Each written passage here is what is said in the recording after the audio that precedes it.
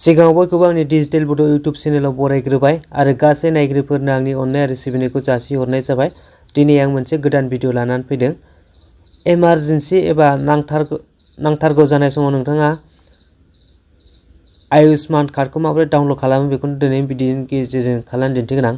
जाय बिथांमोना आयुष्मान कार्डखौ मबाइलजों डाउनलड खालामनो रोङा बिथांमोना बे भिडिअखौ फार्स्टनिफ्राय जोबजासिम नायब्लानो जाबाय। अब्लानो रोंगोन नोंथांमोना आयुष्मान कार्डखौ इमारजेन्सि एबा नांथारगौ जानाय समाव माबोरै डाउनलड खालामो। बिदिबा फै भिडिअखौ जागायजेननोसै। चेनेलाव गोदानबा चेनेलखौ साबस्क्राइब खालामबानो जाबाय आरो बेल घन्टिखौबो थुना हो जाहाथे आं गोदान भिडिअ लाबा नोंथांनाव नटिफिकेसन थाङो आरो लोगोफोरनोबो हायोबा शेयार खालामलायबानो जाबाय।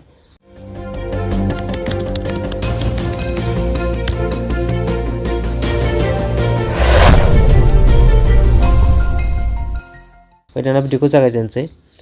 आं बेखौ मोनसे एपजों बानायनानै दिन्थिगोन। नैबेनो नै आयुष्मान। बे एप्सनि लिंकखौ आं डिसक्रिप्सनावबो होनानै होगोन। नोंथांमोना डिसक्रिप्सन थांनानै प्ले स्ट'रनिफ्राय डाउनलड खालामना लाबानो जाबाय ओमफ्राय बानायबानो जाबाय। आयुष्मान कार्डखौ माबोरै डाउनलड खालामो बेखौनो खालामनानै दिन्थिगोन।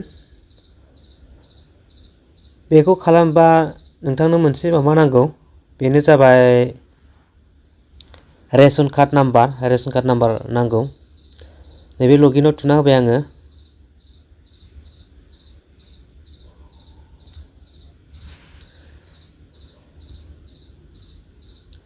नै बिदि ओंखारगोन। ओमफ्राय बे बेनिफिसियारियाव सेलेक्ट खालामबानो जाबाय। ओमफ्राय दाना नैबेयाव खेबसा जेरै दङ ओरै होदो। आं फिलआप खालामनोसै। बेनि उनावहाय नोंथांनि मबाइल नाम्बारखौ होबानो जाबाय। जे मबाइल नाम्बाराव OTP थाङो बेखौ फिलआप खालामफिननो हायो। बे नाम्बारखौ होबानो जाबाय। आं होनोसै थाबैनो। बे मबाइल नाम्बारखौ होखांनायनि उनाव नैबे भेरिफाइआव सेरबानो जाबाय। OTP थांगोन, बे OTPखौ फिलआप खालामनांगौ।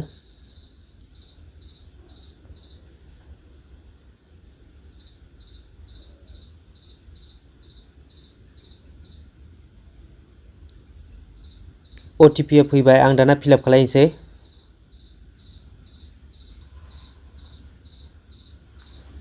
OTPखौ फिलआप खालामखांबाय आं। दाना नैबे खेबसाखौ जेरै दङ ओरै फिलआप खालामनोसैलाय। दाना नैबे लगिनआव सोना होनोसै।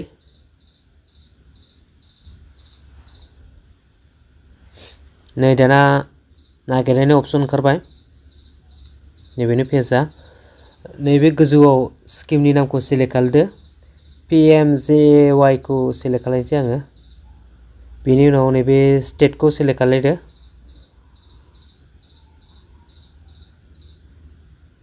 आसामखौ सेलेक्ट खालामबाय, आसामनि। ओमफ्राय नैबे साब स्किमाव नैबे PMJY खौ सेलेक्ट खालामदो।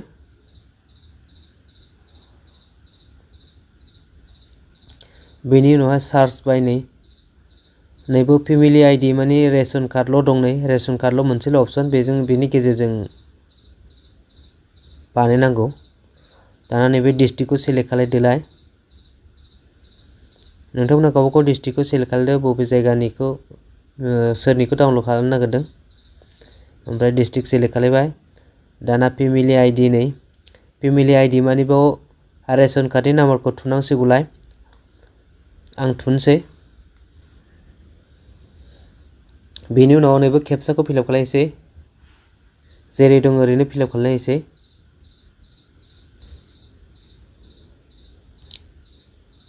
बेनि उनाव नैबे सार्चआव थुना होनोसै।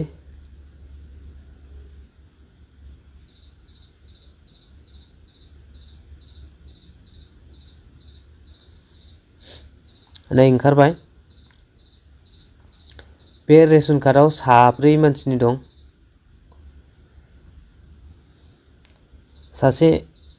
बिसोरना जायना KYC कमप्लिट जाबाय बिसोरना डाउनलड जानोसै नै। ओमफ्राय जायना KYC दाबो जायाखै बे 3 KYC जाबाय। नैबे सासे दाबो KYC कमप्लिट जायाखै, माने बिनिखौ डाउनलड खालामनो हाथ'नाय नङा। बिनिखौ डाउनलड खालामनोबा KYC खौ कमप्लिट खालामग्रोनांगौ। आं जिखुनु जाया KYC कमप्लिट जानायखौ सासेनिखौ बानायनानै दिन्थिनोसै। नैबे डाउनलडआव सोना होनोसै आङो।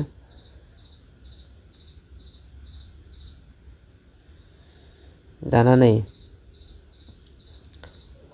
मोनब्रै अपसन दं माने ऑथेंटिकेशन खालामनांगौ माने नैबे माबा आदार OTP जों खालामनो हागोन IRIS स्केन बेखौ माबा डिवाइस नांगौ जोंनि थाखाय नङा बेयो फिंगारप्रिन्ट आरो नोंनाव फिंगारप्रिन्ट डिवाइस दंबा फिंगारप्रिन्ट बानायनो हागोन नङाबा फेस अट' माने फेस स्केन खालामना बानायनांगौ नैबेनि इजि प्रसेस माने आधार कार्डआव OTP फिलआप खालामनानै जायो बियो आं बेखौ बानायसै नै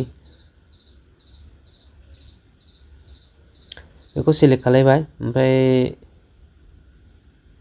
भेरिफाइआव होनसै नै कनसेन्ट फैदों बेखौ फरायनो हागोन नै आं फरायथ'ला ओमफ्राय येसआव सेलेक्ट खालामसै एलाउआव होनसै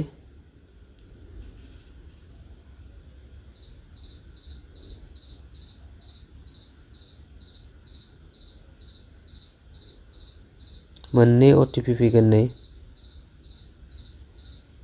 मोननैबो फैबाय जानांगौ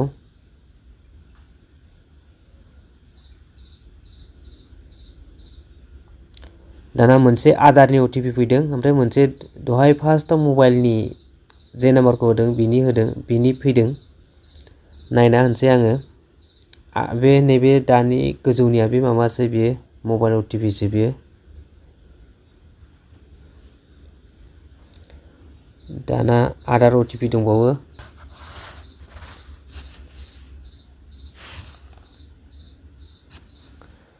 मोननैखौबो फिलआप खालामखांबाय बिनि उनावहाय गाव हारसिं प्रसेस जाबाय नै प्रसेसिं जाबाय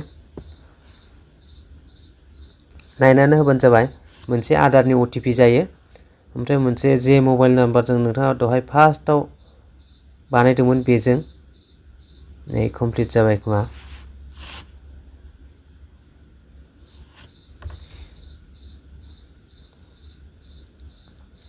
दाना ओंखारनोसै बियो डाउनलड खालामनायनि माबाया कमप्लिट जाबाय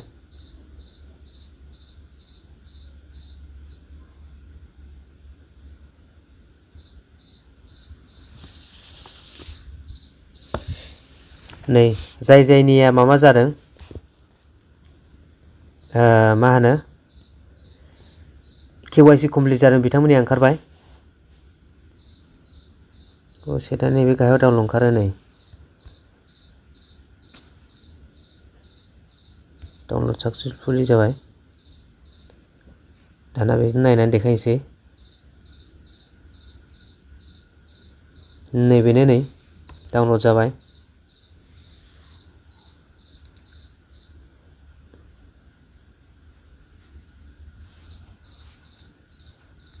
नै सासे मानसिजों बानायबानो गासिबनिखौबो डाउनलड खालामनो हाजोबो नै बे KYCआव बेजोंनो हायो नै आधार OTP नङाबा फिंगारप्रिन्ट नङाबा आइरिस स्केन नङाबा फेस ऑथेंटिकेट माने फेस देखायनानै माबानांगौ माने भेरिफिकेसन खालामनांगौ बे मानसिया नंमारगौना नंमारा बेखौ नायो अब्ला जाबाय नै डाउनलड कमप्लिट जाखाबाय आं उनावहाय नैबेनि माबाखौ भिडिअ लानानै फैगोन